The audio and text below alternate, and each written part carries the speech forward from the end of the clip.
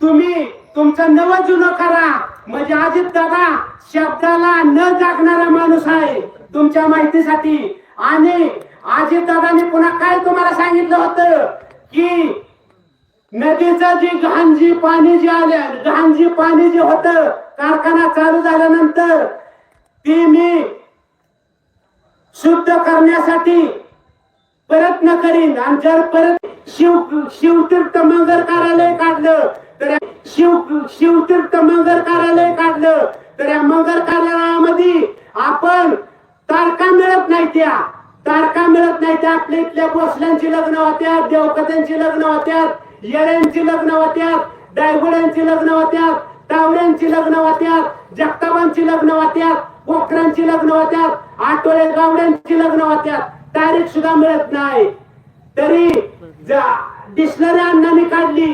त्या डिस्लरीवर 33-36 कोटीची डिस्लरी आणि त्या डिस्लरीवर किती कर्ज काढले आहे का माहिती तुम्हाला?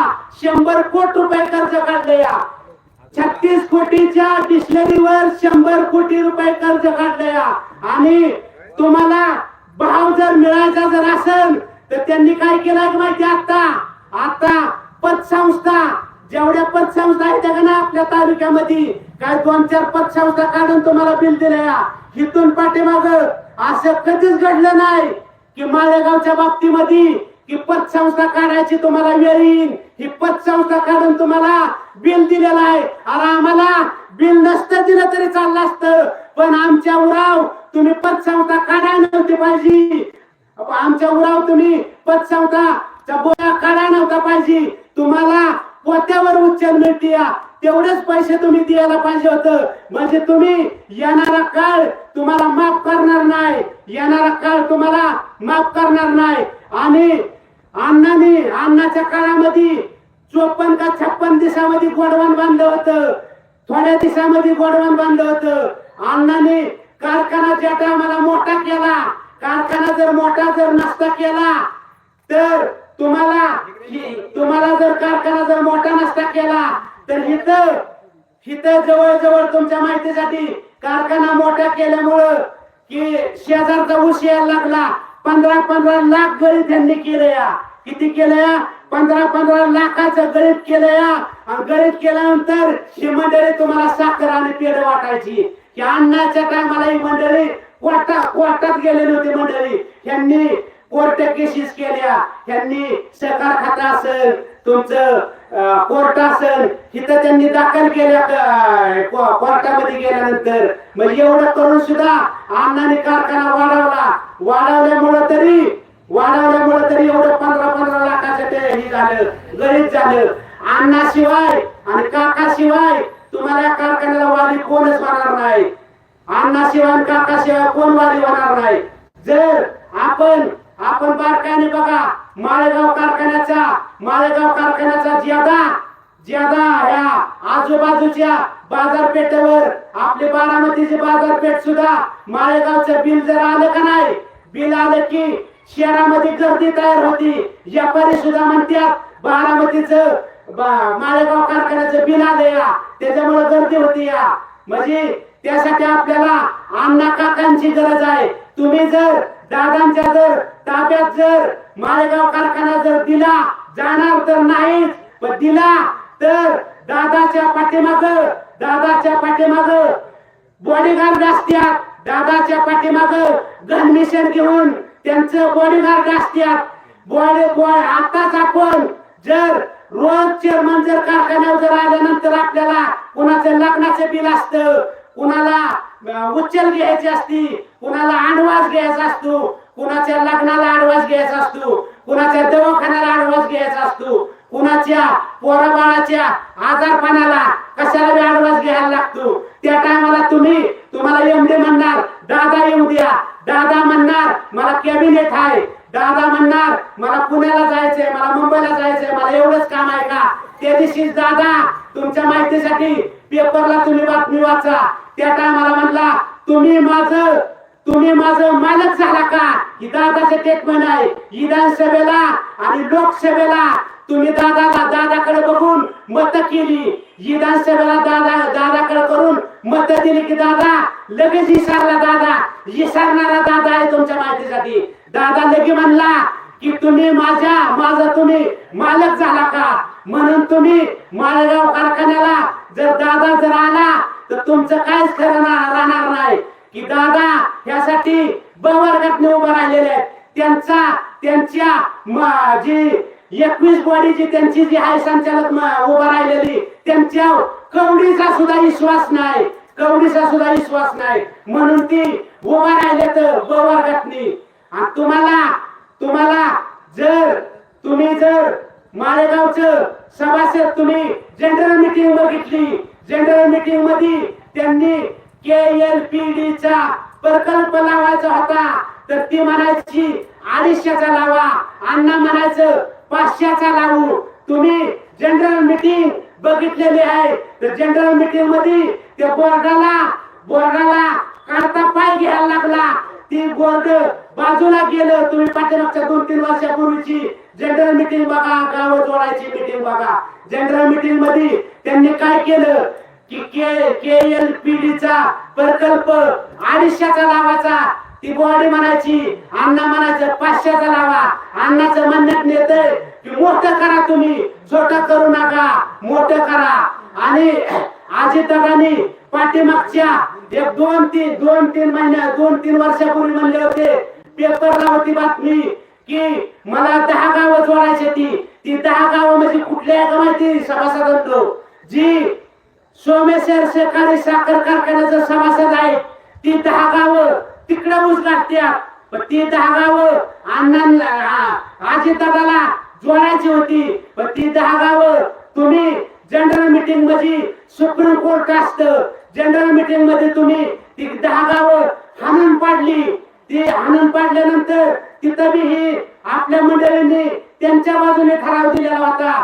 त्यानंतर अण्णांनी दुसऱ्या मीटिंग मध्ये सहकार खात्याची माणसं, मुख्यमंत्र्यांनी माणसं दिली की शासनाची लोक दिली.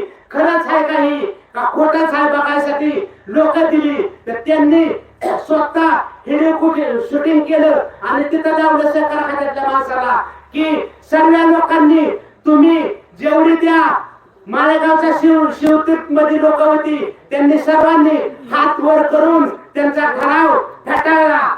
ठराव फेटाळला आणि बहुमताने तुम्ही ती 10 गावं वगळली. नंतर कोरोनाच्या काळामध्ये आपण 5 गावं जोडली. ती 5 गावं का जोडली की ती कुठेही सभासद नव्हती, त्यांना कोणच वाले नव्हता. त्यांना जोडलं ते उलट भारी झालं, कारण आपलंच ते भावंद व्हायचं. त्यांना जोडलं ते उलट भारी झालं. जर अन्नाच्या ताब्यात सहकारी साखर कारखाना दिला तर आपल्याला ऊसाला फटस्तर भाव मिळणार आहे. तुम्ही ह्याचं उदाहरण बघा, जिसका गन्ना है उसका अन्ना है, जिसका गन्ना है उसका अन्ना है, जिसका गन्ना नहीं उसका प्रकाश अन्ना है, जिसका गन्ना नहीं उसका प्रकाश अन्ना है. आणि तुम्हाला सांगतो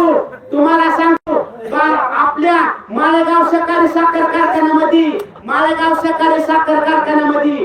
जेवढी लोक आहेत, जेवढी सभासद आहे की अन्नाच्याच पाठीमाग आहे ती. आम्ही आज जवळ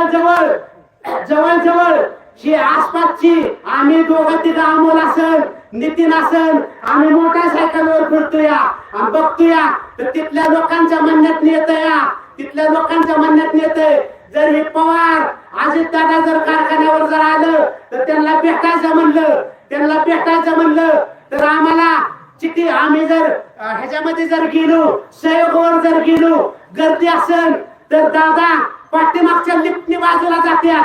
तसं कारखान्यामध्ये दादा जर चेअरमन झालं तर मागच्या बाजूला दरवाजा पाडायला लागल. त्या कारखान्याच्या आपण जे आता जी वस्तू का नाही डायरेक्ट तिथं मागच्या बाजूला लिफ्ट बसवायला लागल. दादा आलेला सुद्धा माहिती व्हायचं राहायचं, गेलेलं सुद्धा माहिती व्हायचं राहायचं. कारण दादाच्या पाठीमाग ती दादाची चांदी चपाटी लोक असतात ती तुम्हाला दादा आलेला सुद्धा माहिती होऊन देणार नाही, गेलेलं सुद्धा माहिती होऊन देणार नाही. म्हणून तुम्ही दादाच्या ताब्यामध्ये सहकारी साखर कारखाना जर दिला तर तुमच्या माहितीसाठी दादाचं इथं आसपास जेवढं कारखाना आहेत तेवढं दादांचं आहेत. खाजगी कारखाना आंबालिका असेल, दवण शुगर असेल, तुमचाही आग्रो असेल, तुमचाही जनरेशन असेल, या कारखान्याचं बघा. दादाला ही सहकारी साखर कारखाना माळेगाव का घ्यायचा आहे त्याचं कारण आहे की त्यांचं ही जर शेजारचं माळेगाव कारखाना जर त्यांच्या ताब्यात जर आला तर त्यांचं 25,000 कोटी रुपये ज्यादा जाणार आहे दादाचं. तुमच्या माहितीसाठी आता तुम्हाला पाठीमागच्या आताच्या गणेशच्या टायमाला तुम्हाला आठवलं असेल की दादानी भवाननगर कारखाना, सोमेश्वर कारखाना आणि माळेगाव कारखान्याचं 2800 रुपये दर काढला. कारण तुमच्या पैशाच्या दादानी चिंध्या केल्या. कारण तुमचं हे पैसे योग्य कारणाला उपयोगी आलं नाही पाहिजे. एफआरपी एकरकमी दादानी दिली नाही. ह्याचं कारण आहे की शेजार आपला माळेगाव कारखाना 2800 दर दिल्यामुळं तुम्हाला आपला शेजारी जी फलटण तालुक्यातला जी ऊस जी येतोय आपल्याला ते ऊस जवळजवळ 2 लाख टन आपल्याला कमी आला. ह्याचं उत्तर तुम्ही दादांना विचारा. दादाच्या पाकड्यामधनी तो दर ठरला 2800 रुपये. त्याचा तुम्हाला जवळजवळ 150-200 रुपये तुम्हाला कमी आलं. आपलं गणित ज्यादा झालं असतं. आणि तुम्ही बघा माळेगावच्या आसपास ऊसाची तोड ह्यांनी केली तर माझ्यासारख्याला चपाती सुद्धा खायला मिळाली नाही. मी एवढा बोलतोय म्हणजे ज्वारीची भाकरी खातोय म्हणून बोलतोय. मला चपाती सुद्धा खायला मिळाली नाही. आमच्या आजूबाजूचं ऊस आम्ही बघितलं तर डायरेक्टर लोक फळ पेटवायला आलते आमच्या तिथं. शेवटच्या शनी पाठीमागच्या 3 वर्षापूर्वी आणि गेल्या वर्षी जे कारखान्याचं चालूचा डायरेक्टर आलतं फळ पेटवायला आणि उसण्याला आमच्या तिथल्या एका माणसाचा.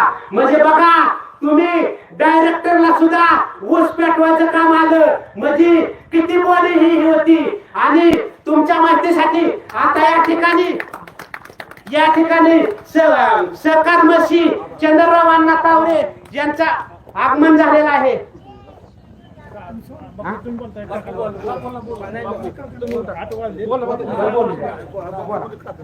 त्यानंतर तुम्ही किटलिया चिन्हासमोर बहुमतानी किटलिया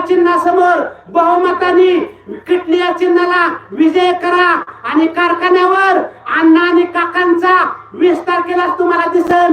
अण्णा आणि काका विजय झालेला दिसते तुम्हाला. एवढं बोलून मी माझं 2 शब्द संपवतो. जय हिंद, जय जवान, जय किसान, जय महाराष्ट्र, जय श्रीराम.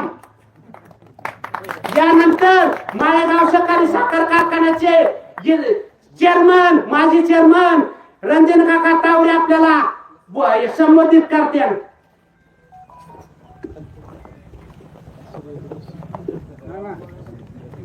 उद्याच्या 22 तारखेला येणाऱ्या माळेगाव सहकारी साखर कारखान्याच्या पंचवार्षिक निवडणुकीच्या निमित्तानं होत असलेल्या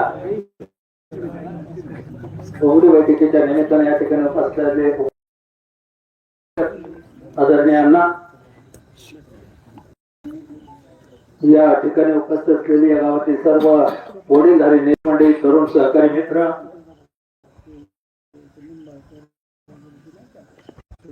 घराघरातून ऐकणार असून माझ्या माय भगिनींनो, मित्रांनो, ही निवडणूक तुमच्या माझ्या आयुष्यातली एक ऐतिहासिक निवडणूक आहे. कारण सतीशराव राज्याचा उपमुख्यमंत्री माळेगावला उभा राहिले नाहीत नसते तर त्यांनी स्वयंघोषित निर्णय घेतला आहे की मी माळेगावचा चेअरमन होणार. आणि जर चेअरमन व्हायचे कशासाठी हे कळत नाही आपल्याला. एवढा मोठा महाराष्ट्र तुमच्या ताब्यात आहे, आमदारकी तुमच्याकडे, खासदारकी तुमच्याकडे, सगळं असताना माळेगाव मध्ये नेमकं काय घडले. मित्रांनो, माळेगाव मध्ये एकच गोष्ट घडली, तो त्यांचा स्वार्थ. कारण माळेगाव हा पश्चिम महाराष्ट्रातील साखर धंद्यातला केंद्रबिंदू मानला जातो. माळेगाव कारखान्याने अधिकचे पैसे दिले तर पश्चिम महाराष्ट्रातल्या सगळ्या कारखान्यांना ते अधिकचे पैसे द्यावे लागतात. हे 2018-19 ला आपण बघितलं. 15 ते 19च्या काळामध्ये प्रत्येक वर्षी आपण 400-500 रुपये जादा देत राहिलो. त्याच्या वेळेला यांना नाईलाजाने लोकांनी प्रश्न विचारले, माळेगाव देते तुम्ही का देऊ शकत नाही? आणि म्हणून आरोपीच्या केंद्रात सभासद शेतकऱ्यांनी त्याला उभं केलं आणि म्हणून त्याचा साठी राजकारण टिकवण्यासाठी नाईलाजाने त्याला 100-200 रुपये जादा द्यावे लागले. मित्रांनो, आपल्या दृष्टीने 100-200 आपल्याला किरकोळ वाटतात, पण त्यांच्या दृष्टीने आज विचार केला तर 90 लाख टनाच्या पुढचं गाळ सगळ्या परिवाराचं म्हटलं तर 100 लागतं. 1 कोटी टन. मग तो हिशोब केला तर 200 रुपये माळेगावने आपल्या संचालक मंडळाने निवडून आल्यानंतर रिचार्ज घडवलाय. 400-450 रुपये टनाला जादा दिले. त्यांना 200 रुपये जादा द्यावे लागले. मित्रांनो, दरवर्षी 200 कोटीचा नुकसान आहे त्यांना. 5 वर्षात 1000 कोटीचा. खाजगी कारखान्यामध्ये नफा वाटला जात नाही. खाजगी कारखान्यातला नफा हा त्या मालकाचा नफा असतो. आणि मला जर 1000 कोटी रुपयाचा तोटा जर त्यांना होत असेल, म्हणून माळेगाव उभा राहायचे. माळेगावचं संचालक मंडळ त्यांच्या ऐकण्यातलं नेमायचे. 28 बस म्हणले की बस, ऊट म्हणले की ऊट असणारे संचालक पाहिजेत, चेअरमन पाहिजेत. 28 रुपये द्या म्हणले की एक शब्द बोलायला नाही पाहिजे त्यांनी. मग भले या सहकारी साखर कारखान्याला शेतकऱ्याचं वाट लागली तरी हरकत नाही. त्याच पद्धतीने भविष्यात सुद्धा त्यांना तेच करायचे बाबांनो. आणि म्हणून जर माळेगाव कारखाना घेत असताना वाट्यांची किंमत मोजायची त्यांची मानसिकता तयार झाली आणि स्वतः उभे राहिले. मला सभासद राजाला सांगायचंय, त्यांना जर त्यांचा स्वार्थ कळत असेल तर तुम्हाला तुमच्या प्रपंचाचा स्वार्थ कळालाच पाहिजे. एवढी मोठी माणसं, हजारो कोटीचे उद्योगधंदे, त्यांचं या शेतीवरून उसावरून काही घडलं नाही, अडलं नाही. आणि मग ते म्हणतात मला चेअरमन म्हणायचे. केवळ आणि केवळ त्यांचा 1000 कोटीचा तोटा होत असेल तर त्यांच्या नफ्यातली ठराव घडते, मोडलाच होत नाही. म्हणून आपण आपला विचार केला पाहिजे आपल्या प्रपंचाचा. ही निवडणूक आपल्या प्रपंचाची निवडणूक आहे बाबांनो. जागे व्हा. या कारखान्याची अवस्था काय केली तुम्हाला मला माहित आहे. मला कारखान्यात इथं असलेला कामगार तिथं जातो होता. दररोज 13 गावामध्ये सगळ्या गोष्टी करतात, वाड्या वस्त्यावर करतात. निरावागत जागरूक गाव. आणि म्हणून हे सगळं करत असताना ज्या पद्धतीने ही मंडळी काम करत आहेत, तो माळेगाव कारखाना छत्रपती करण्याची भूमिका त्यांची आहे. कारण आपण बघितलं कधी नव्हती ती परिस्थिती माळेगाव मध्ये चालू झालेली आहे. कारखान्याच्या कामगारांचं हा प्रिटेन्शन हंगाम बंद झाल्या तरी आपण पहिल्या आठवड्यात द्यायचो. आता 2 महिने झाले तर ते चालले नाही. का? पैसेच नाही. 3600 रुपयाचा भाव देताना पतसंस्थांची कर्ज काढून देण्याची वेळ आली. आता 28 नंतर 300 रुपये परत दिले. ते 300 रुपये द्यायला सुद्धा बँकेचं कर्ज काढावं लागलं. त्यानंतर 200 रुपये कांडे पेमेंट दिलं, त्यालाही बँकेचं कर्ज काढावं लागलं. गेल्या 15-20 दिवसामध्ये 154 कोटी बँकेचं कर्ज काढले. मित्रांनो,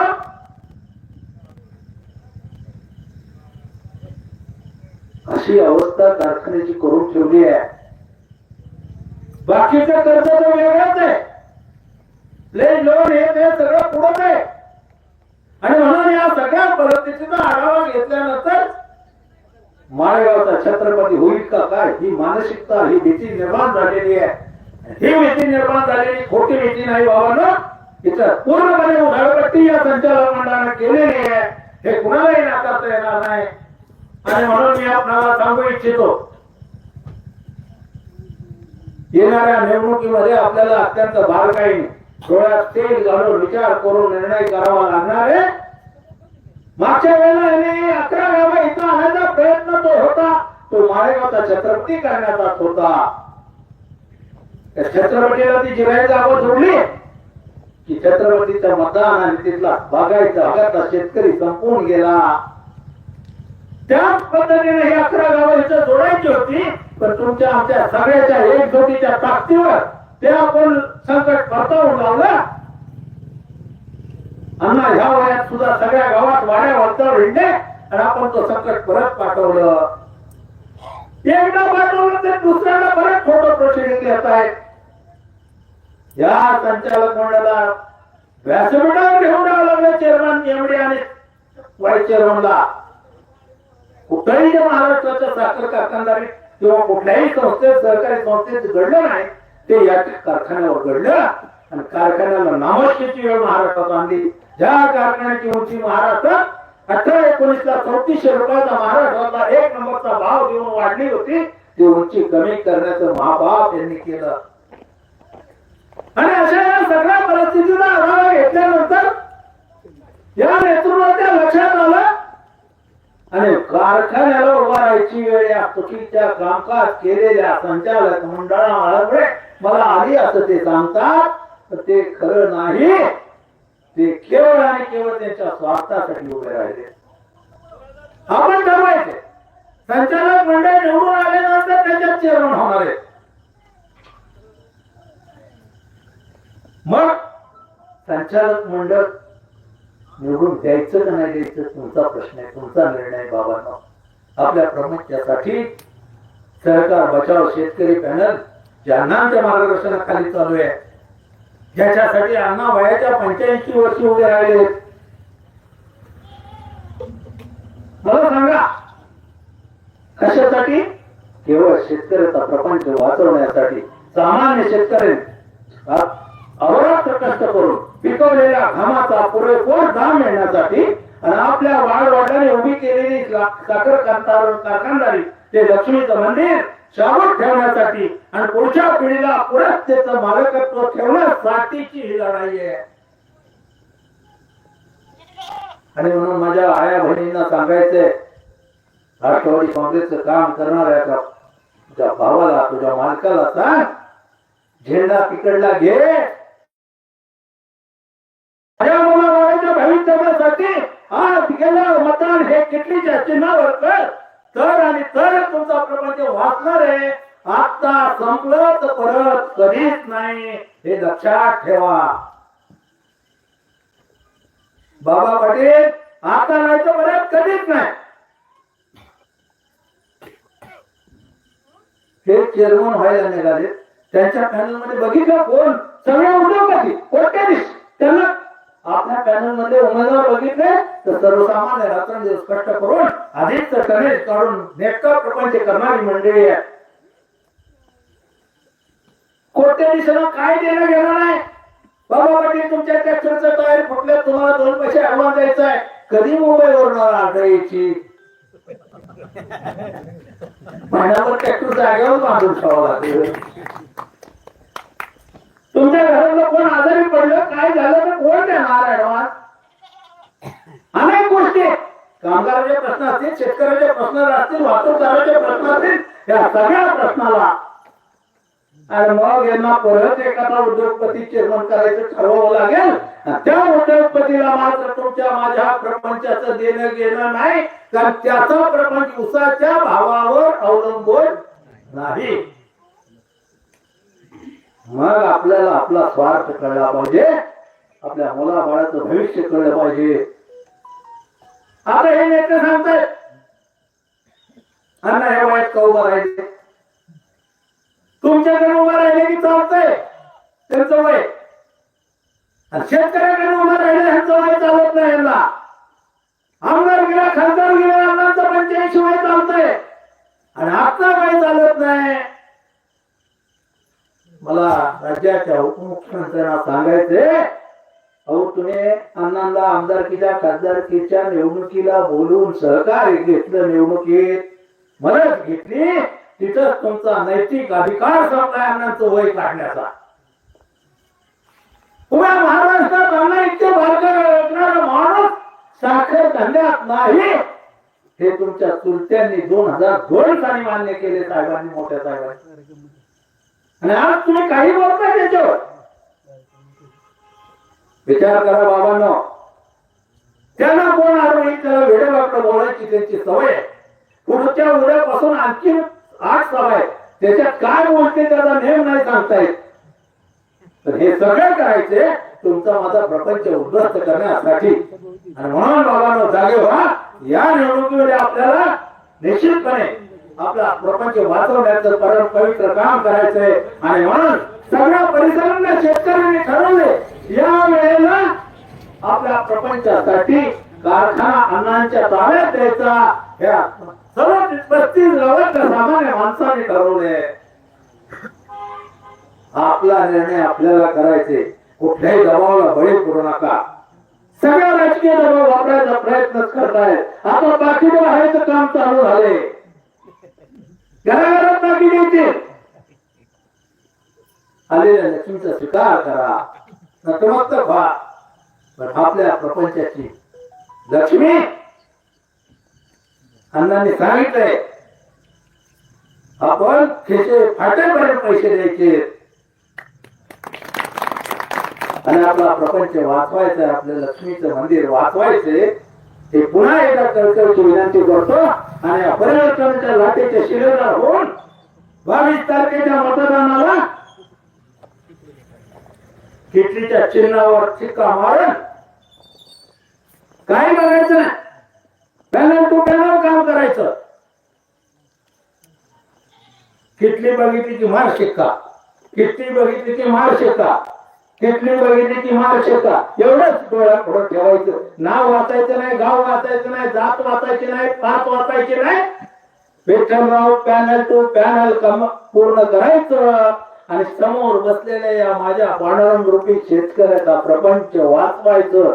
परम पवित्र काम करून स्वार्थासह परमार्थ करायचा आहे.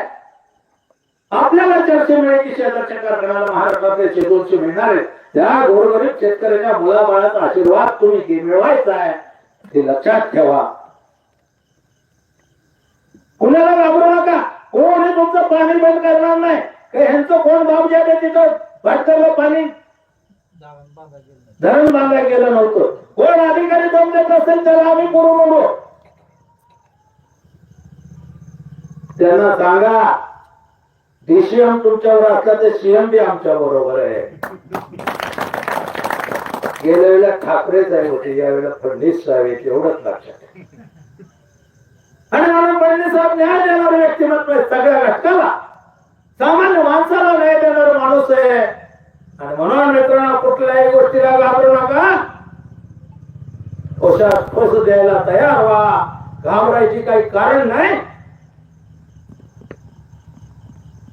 आपला प्रपंच सावरण्यासाठी उद्याच्या निवडणुकीचं पवित्र काम करायचंय. एवढ्याच या ठिकाणी सांगतो. अण्णांचं मार्गदर्शन आपल्याला ऐकायचंय. अजून 2 पुढच्या सभा घ्यायच्या.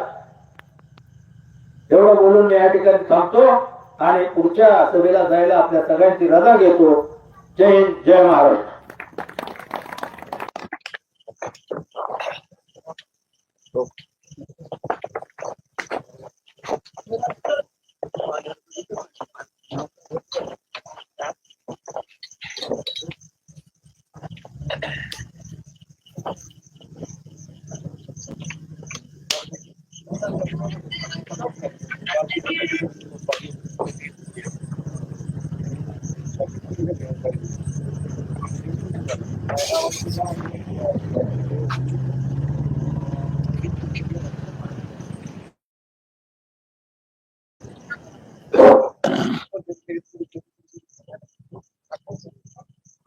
येत्या 22 तारखेला आपल्या माळेगाव सहकारी साखर कारखान्याची पंचवार्षिक निवडणूक आहे.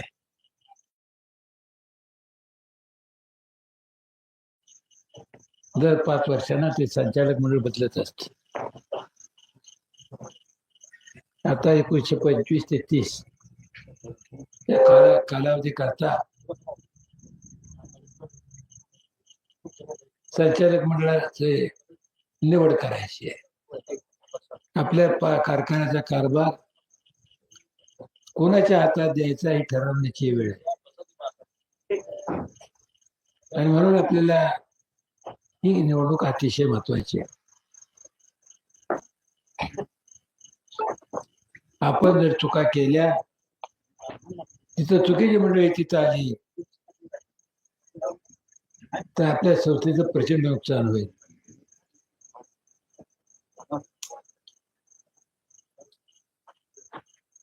म्हणून आपल्याला ही निवडणूक अतिशय काळजीपूर्वक लढवायची. अनेक गोष्टी सांगितल्या. एकदा सांगितलं नेत्यांनी, मी शासनाच्या अधिकाऱ्याला सांगितलं छत्रपती निवडणूक झाल्यावरती माळेगावची निवडणूक झाला. काल परवा काय सांगतात,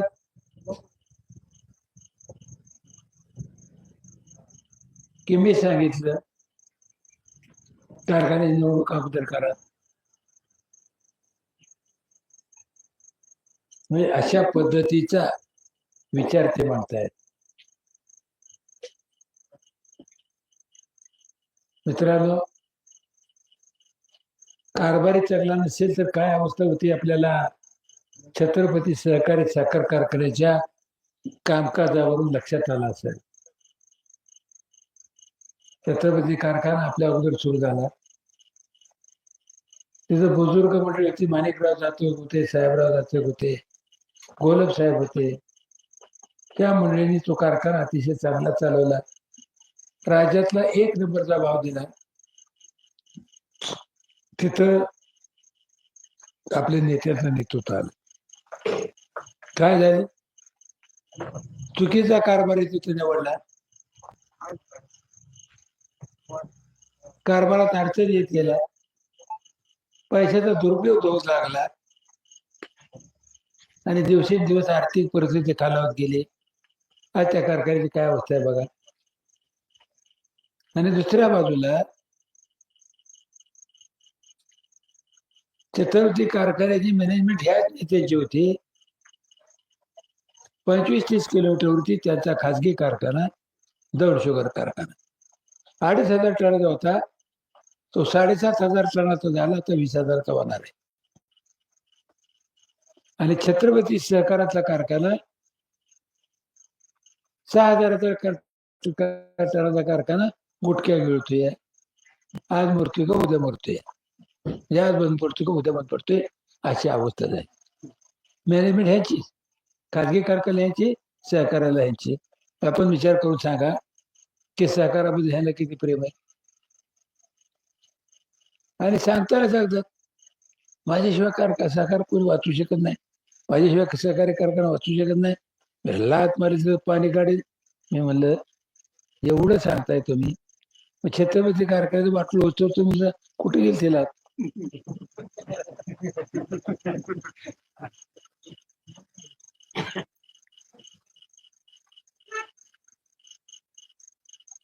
आणि अशा पद्धतीने बलगणा करायचं, बोलायचं. का वाटूळ ह्यानेच करायचं, त्यांनीच बोलायचं. ते बघा सूतगिरणी होती आपली. सूतगिरणीचा जन्म कसा झाला सांगतो. 91 साली ऊसाचं क्षेत्र फार होतं. प्रचंड प्रमाणात केटकेच्या ऊसाचा दबाव होता.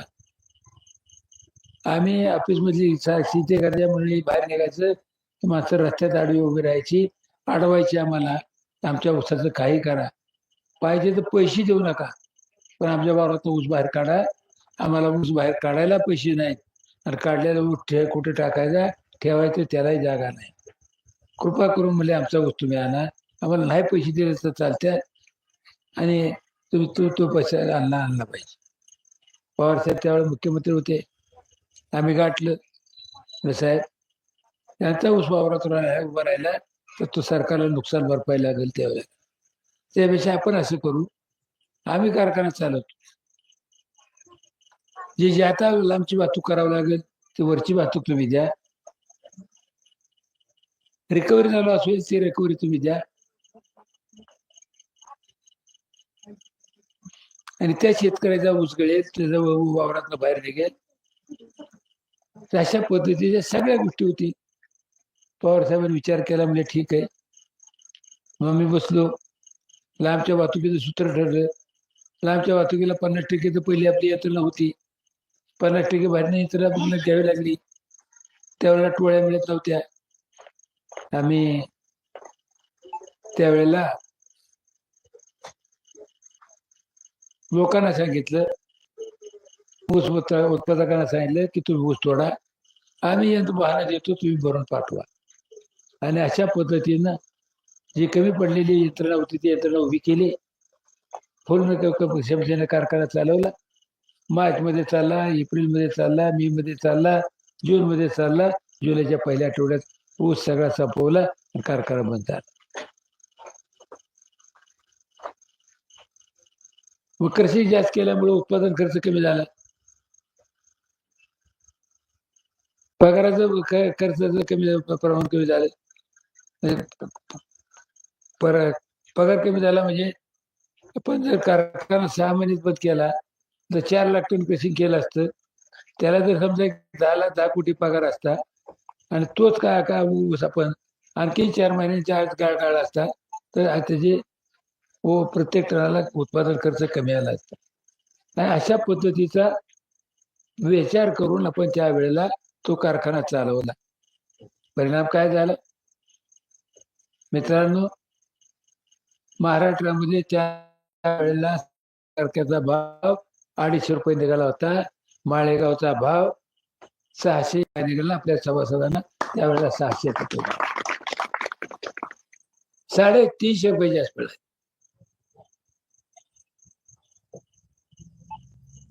त्यावेळेला ते आपल्या शेतकऱ्याची कोणाची विहिरी पाडल्या, कोणी पाणी केल्या, कोणी फलटणला प्लॉट घेतले, बारामतीला प्लॉट घेतले, अनेक काही जमिनी खरेदी केल्या.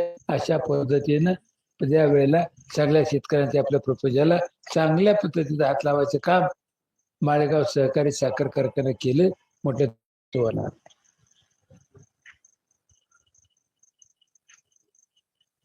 आता काय चाललंय,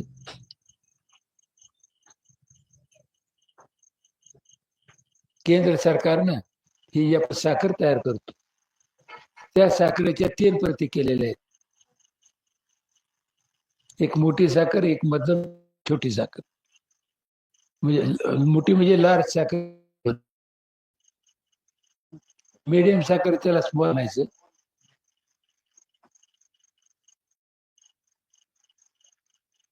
आणि बारीक साखर त्याला स्मॉल म्हणायचं. असे 3 प्रकारचे साखर त्यातनं निर्माण होते. आणि त्या 3 प्रकारचे साखरेचे भाव वेगवेगळे ठरतात आणि त्यातनं कमी जास्त पैसे मिळतात. आपल्या कारखान्यात एक पांढरी साखर, एक साखर आणि एक पीठ साखरेच्या ग्रेडनं साखर तयार झाली. कोणी त्याला व्यवस्थित भाव देणार, कोणी घेणार, आणि ते पुढचा कळस. आपल्या त्या शेतकरी पुतळ्याजवळ जे गोडाऊन बांधले ना, त्याला 55 लाख रुपये जास्त दिली एस्टिमेट पेक्षा. साखर का गोडाऊन मजबूत होईल म्हणून बांधलं. त्यात साखर 3.5 लाख पोतं ठेवलं, कोलप लावलं. एक दिवशी मोठा वारा आला. त्या वाऱ्यामुळं ते प्लास्टिकचा पत्रा टाकला होता ते उडाला. त्याला काही हुक लावलेले असतात, उडाला, त्यात गेला उडून. पाऊस आला, आतली साखर भिजली. मित्रांनो, ती साखर 43,000 पोती साखर 50 किलोची भिजली. 7,000 पोतं फुटलं तुटलं बाकीचं सगळं डॅमेज झालं, अशी अवस्था आहे. आणि कालचा पाऊस झाला, त्या पावसामध्ये गोळा आहे, त्या गोळ्यामधली साखर 10 लाख पोती साखर खराब झाली. अशी एकूण 60 लाख पोत 60,000 पोत साखर खराब झाली. 60,000 पोत म्हणजे ते 30,000 क्विंटल. 50 किलोचं एक पोत असतं. 30,000 क्विंटल साखर खराब झाली.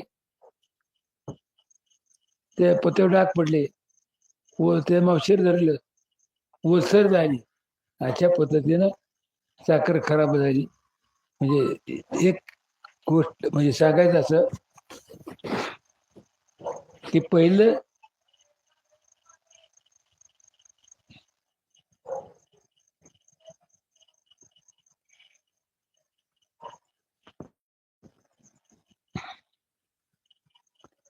जी साखर होती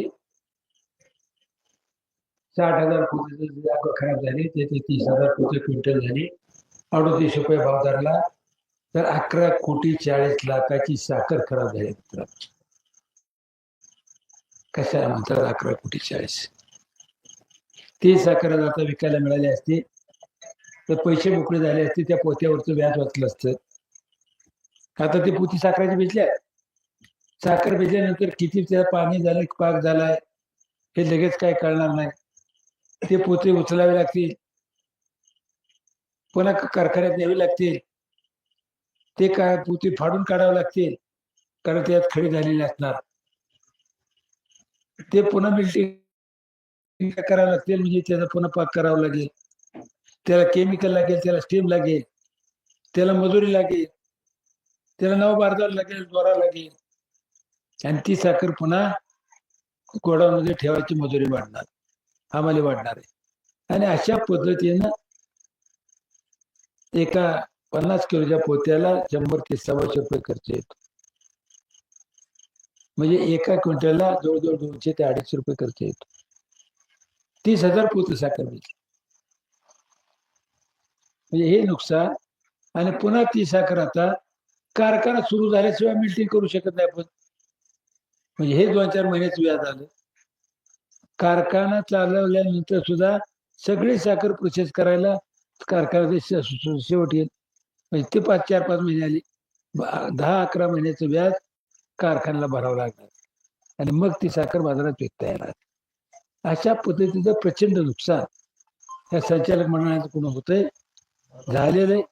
म्हणून आपल्याला सगळ्याला सांगायचंय, बाबांनो, हे चाललेलं चुकीचं चाललंय. आता कळच आहे. आता मला मी चेअरमन झालो,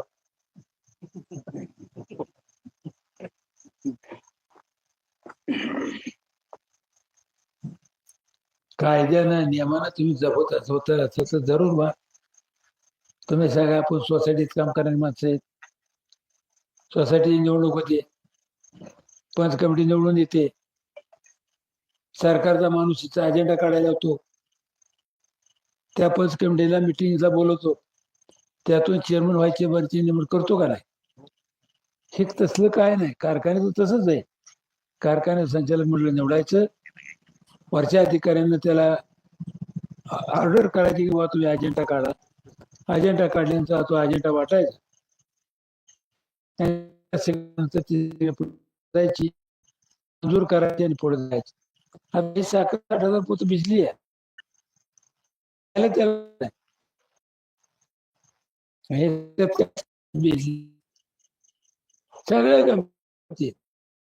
सगळं चुकीचं सांगायचं, चुकीचं बोलायचं. आणि अशा पद्धतीनं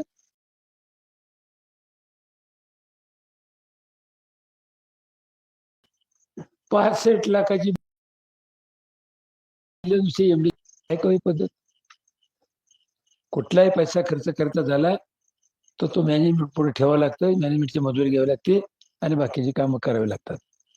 क्वचित प्रसंगी कारखाना चालू आहे, अर्जंट काय मटेरियल पाहिजे, त्यावेळेला डायरेक्टर बोर्डाला विचारून, म्हणजे संचालक मंडळाला थोडंसं काराव घालून तुम्हाला मग ती सामान खरेदी करता येतं, आणता येतं, त्याच्यानंतर मजुरी घेता येते. आता सांगा, 65 लाखाची बिल कशाला म्हणतात 65?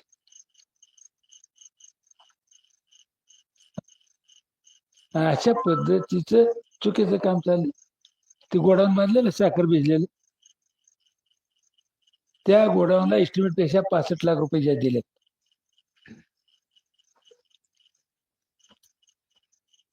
ते आता म्हणजे नंतर आमच्या लक्षात आलं उंची वाढवली.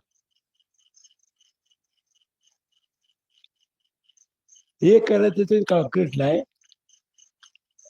विचाराची बैठक नाही, संचालक मंडळाने कधी बारकाईने पाहिलं नाही. आणि तुम्ही सांगितलं आता आपली चर्चा झाली की 11,40,00,00,000 साखर भिजली.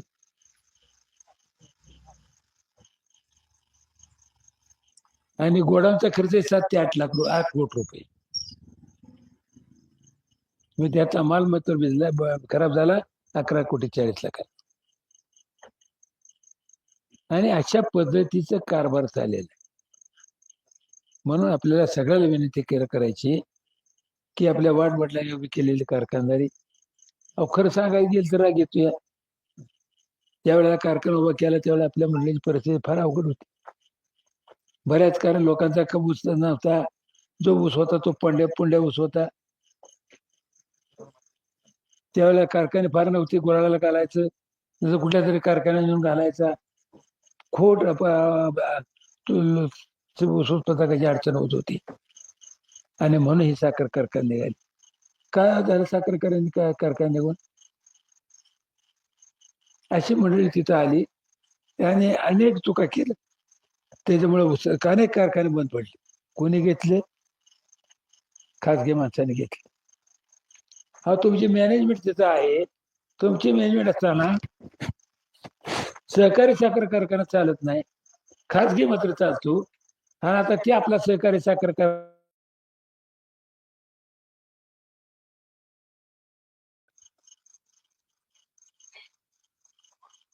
गेल्या वर्षी 1.5 वर्षात आपण ती छत्रपतीच्या कार्यक्षेत्रातली 60 वर्षापासून सभासद असणारी गावं आपल्याकडे घ्यायला निघाली. सोमेश्वर मध्ये 60 वर्षापूर्वीची गावं घ्यायला निघाली. ती गाव मध्ये जावं आम्हाला यायचं नाही. त्यांनी सांगितलं माझा स्वार्थ आहे. काय स्वार्थ आहे? मिटिंगला तुम्ही त्याचं ऐकत नाही. आता ती गावं घेतली असती, आणखी ते सभासद 2-4 हजार वाढले असते, तुमचं काय चाललं असतं का? तुम्हाला इथं बसायचं मिळालं असतं का? लागलं असतं का? काय सगळ्यांनी विचार केला, निर्णय घेतला, ते जोडू द्यायचे नाही जोडून दिले. आपण लेखी घेतले, झाली.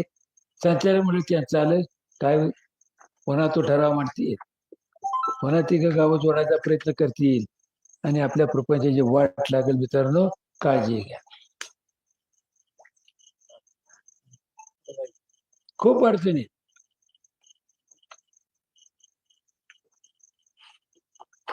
आता तुझं बघा, चालू वर्षी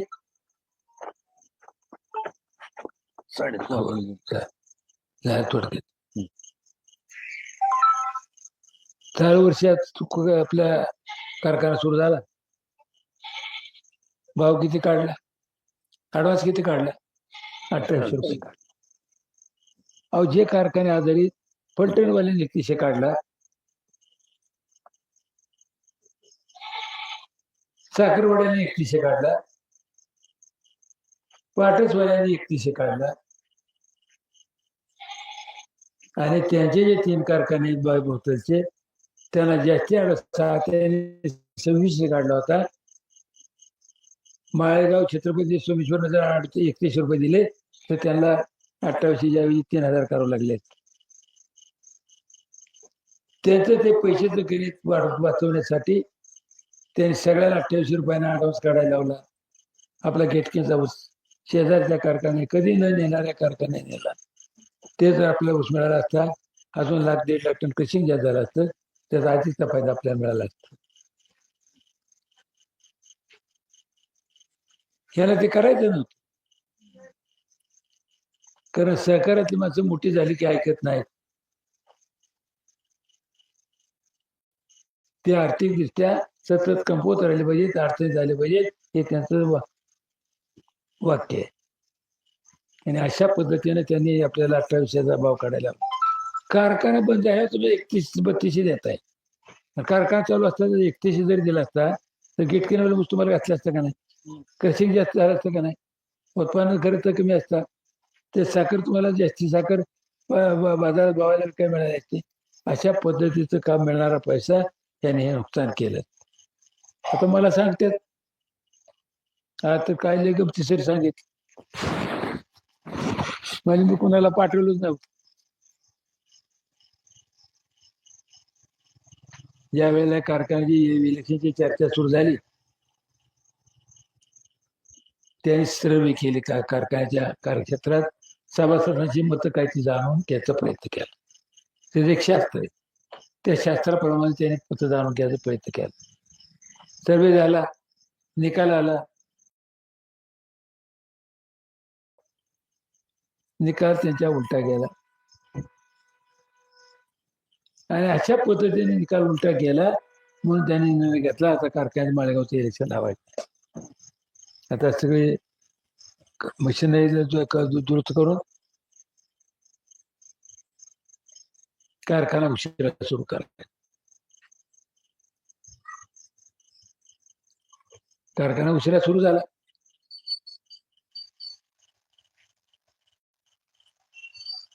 कोणाचा अनाऊन्स काय द्यायचं तर 28 रुपये दिला. शेजारच्या कारखाने गिटक्याचा उचल्याला आपला कारखाना लवकर बंद झाला, कृषी कमी झाले, आपलं नुकसान झालं. अशा पद्धतीचं नुकसान जर होत असं मला त्यांचे लोक आले. सुरुवातीला राजवर्धन शिंदे आले, त्याच्याबरोबर विक्रम भोसले आले जे खरेदी विक्री संघाचे चेअरमन. त्याच्यानंतर नाही तुमच्या धाकट्या माळेगावची काटे वकील आले की जे आता ते तुमच्या ह्याच्यात आहेत, तुतारीकडे आहेत. शरद तुपे आले आणि त्यांचं म्हणणं असं, शरद तुपे त्यांचं म्हणणं असं होतं की आमची 2-3 घ्या, आपण दोघं एकत्र लढू. आणि ह्याचं म्हणणं असं होतं की तुम्ही चेअरमन व्हा, 12 माणसं तुमची घ्या, आमची 5-4 माणसं घ्या, राहिले पुन्हा तुमची माणसं घ्या. मला तुम्ही सांगा सोसायटीतनं पंच कमिटीचं कमी व्हायचं म्हणजे ते त्या माणसाला आदल्या दिवशी झोप येत नाही. आणि एवढ्या मोठ्या कारखान्याचे सूत्र की माणूस सदाच आता ते काय केलं छत्रपती कारखान्याचं काय याला सांगितलं आपल्या बापूला सांगितलं, बापू तुम्ही मिटिंग बोलावली, मी तुमच्या मिटिंग मध्ये आलो, भाषण ठोकलं, तुम्हीच सगळं करा, मी तुम्हाला मदत करायसाठी आलो. आपल्या भागातला कारखाना माणसं तुम्हीच निवडा, चेअरमन तुम्ही व्हा, व्हाईस चेअरमन तुम्हीच निवडा, मी फक्त अडचणीच्या काळात तुम्हाला मदत करणार. काय झालं, चर्चा करायला बसली, मग एकामेकाला सांगितलं की 7 जागा म्हणजे नेत्याने घ्यायच्या, 7 जागामध्ये परभरणी मामाला घ्यायच्या आणि 7 जागा बर्णे मामा झालं, नेते झालं, 7 जागा पृथ्वीराज बापूंनी घ्यायच्या. एकदम चेअरमन 7 माणसावरती कारखान्याचा कारभार कसा ते करणार हो. पण त्याला बी मला समाज लोकांनी सांगितलं म्हणजे त्यांना बी कवा चेअरमन होतो झालं होत. ते काय दोघाला आपल्या शुभेच्छा. चला, आणि अशा पद्धतीनं कारखान्यात त्यांनी घोषणा केली, काही कारण नाही, फक्त तुमच्या कारखान्याचं कंबोर्ड त्यांना मोडायचंय, तुम्ही जो ज्यादा भाव देतोय ते त्यांना त्रासदायक आहे, त्याला ऊस मिळायला कमी होतोय, त्याला ऊस पाहिजे म्हणून अडचणीत आणायचं, अडचणीत आणलंय, माळेगाव अडचणीत आणायचं, राहिले तुमचं सोमेश्वरचं अडचणीत आणायचं आणि तो सगळा ऊस आपल्या कारखान्याला मिळवायचा त्यांचा प्रयत्न आहे.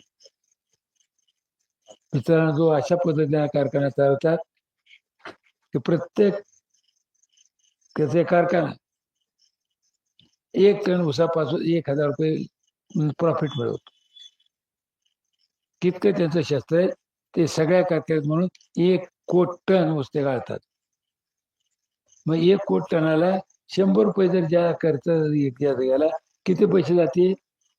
100 कोट जाते. आणि 200 गेलं तर 200 कोट जाते. मग कसं करायचं? म्हणून हे दुकान त्यांनी मांडलेले. मला चेअरमन होऊ नका म्हणे. आमचं काय चाललंय? चेअरमन व्हा की. मग कसं? कायद्याप्रमाणे व्हा. संचालक मंडळाची निवड होऊ द्या. त्यामध्ये चेअरमन कोण करायचं ठरवू द्या. त्या अगोदर मध्ये मी चेअरमन. हे तुम्ही त्याला साधं समजू नका. हे तुम्हाला बोलता पाहिजे. आव्हान नाही तर ते श्रीकांत देवकर त्याला कमी केलं तर त्याच्याबद्दल सांगा की कसा बसत आता काय करतो असू देतात. हे बघा सगळं आहे. टेलर त्यांनी आपल्या इथले कसाबाची मुलं कामाला आहेत. ते केवळ आमच्या बरोबर आहेत. त्यांचा दोष काय नाही. ते कामाला लीक आले नाहीत. कामाला चुकले नाहीत. कारखान्याचं नुकसान केलं नाही. फक्त ते मंडळी आम्हाला भेटतात म्हणून त्याला रिवर्ट केलं. त्यांचे पगार कमी केले. अलग लक्षात. इतकंच नाही. त्या कामगारावरती म्हणजे तुमच्या ऑर्डर चोरून नेल्या म्हणून त्यांच्यावर केसेस केल्या. अशा पद्धतीचं काम करणारे मंडळी. एक केस आहे ती कोर्टात गेली. कोर्टात गेले ह्या पोरांना महिना बाहेर राहावं लागलं. जामीन अटकपूर्व जामीन घ्यावा लागला. आणि मग ती केस चालली. त्या केसमध्ये निकाल सगळा त्यांच्या म्हणजे कामगाराच्या बाजूने लागला. अशा पद्धतीनं तिचा झालेला आहे. काही त्याला कोणाचं सुख दुःख नाही.